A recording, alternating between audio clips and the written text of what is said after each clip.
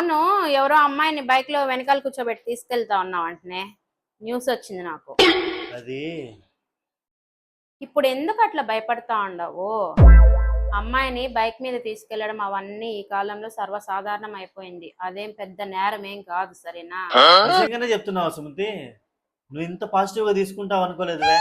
అవును, ఇంతకీ ఆ అమ్మాయి ఎవరు? ఏం పేరు ఆ అమ్మాయి పేరు? లావణ్య. నేనే చెప్దాం అనుకున్నాను. అయ్యో, ఇది ఫస్టే చెప్పునింటే ఆ అమ్మాయితో నేనే మాట్లాడేదాన్ని. అయినా ఇప్పటికీ ఏం మించిపోయింది లేదు. రేపు నన్ను తీసుకెళ్ళండి, ఆ అమ్మాయితో నేనే మాట్లాడతాను, ఓకేనా?